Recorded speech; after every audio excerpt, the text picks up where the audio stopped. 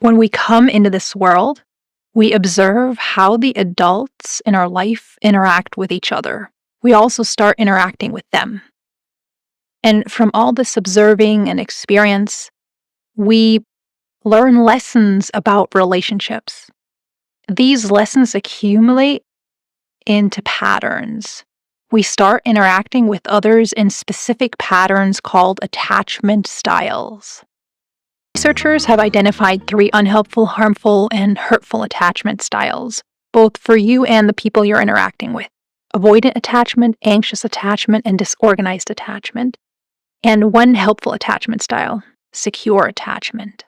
In this video, I want to shed light on avoidant attachment, specifically what helps heal it and transform it into secure attachment.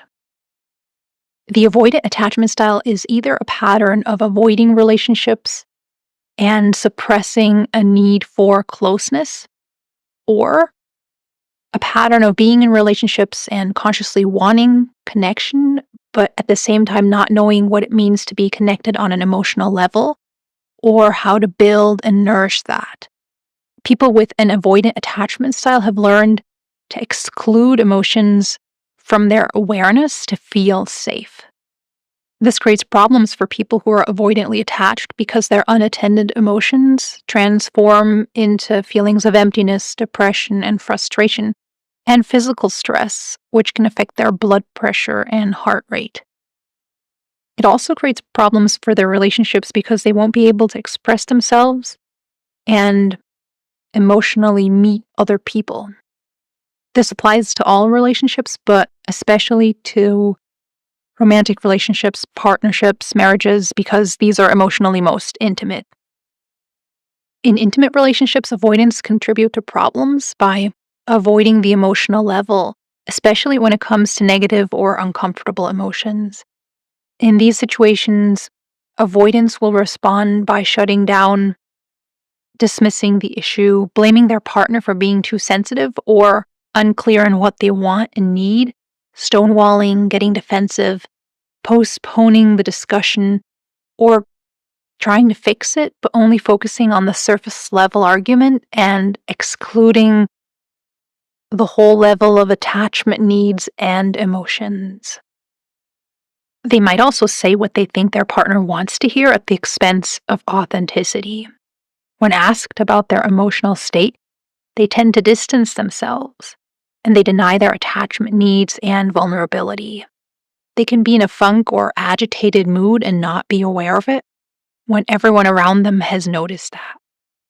No one is born with an avoidant attachment style. This develops when children are modeled avoidant attachment by their caregivers, or when they make negative experiences with vulnerability and emotions.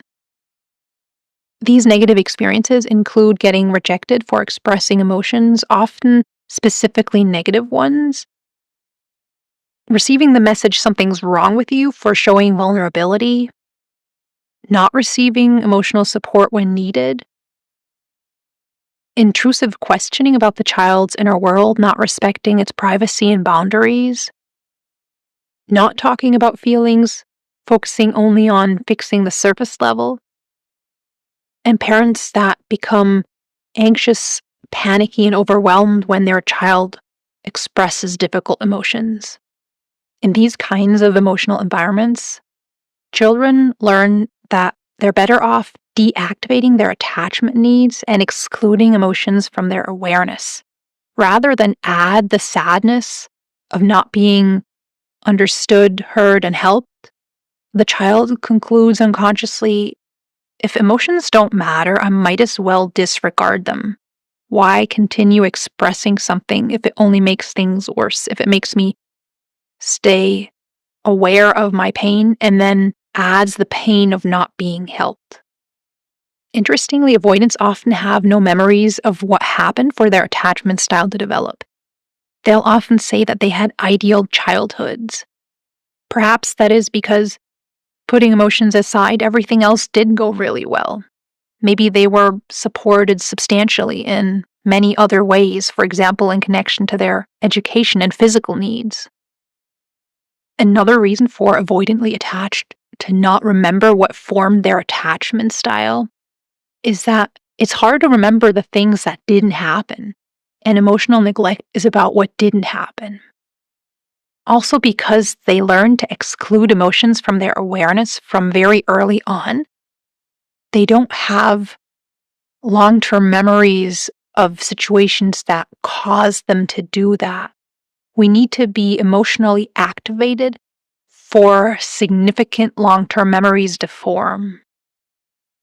So it's not that avoidants don't want connection, but the way they were raised caused blocks to form around their desire for connection. Turning avoidant attachment into secure attachment means removing those blocks. And this starts with understanding the problem first. Before any human being is motivated to change anything, we need to understand why that would be a good idea. So healing avoidant attachment starts by gaining awareness of the negative consequences of an avoidant attachment style and the positive consequences of secure attachment.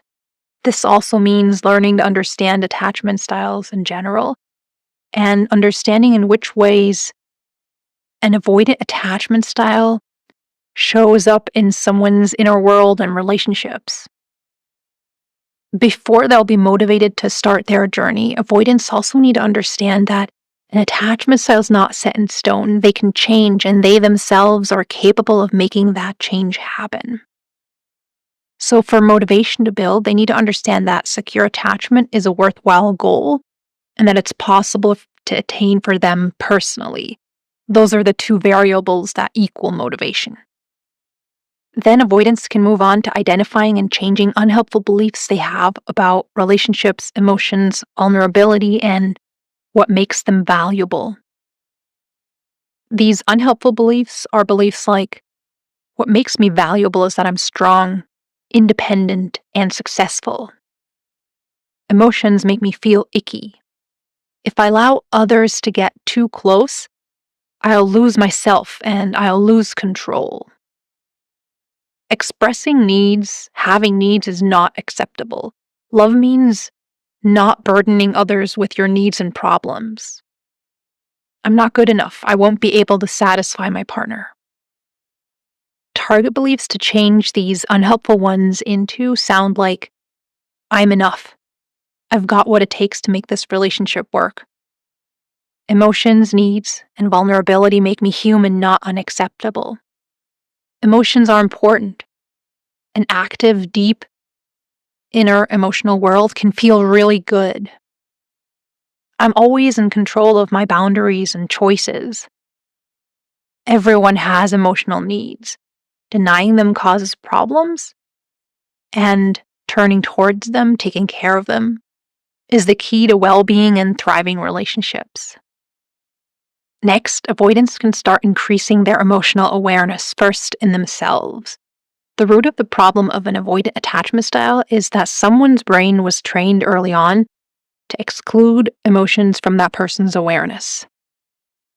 Practicing emotional awareness means checking in with your emotions, noticing them, allowing them to be there, being willing to experience them, and learning how to understand and regulate them. Avoidantly attached may say, which emotions are you talking about? Which is exactly the problem. They may have to intentionally pull emotions back into their bodies and give sparks of emotions space to unfold so that over time, emotions can re-enter their awareness and experience. And again, avoidants need to understand the benefit of this before they'll be motivated to work on it. Avoidants can then learn to trust their emotions, even if they don't seem to make sense at a first glance.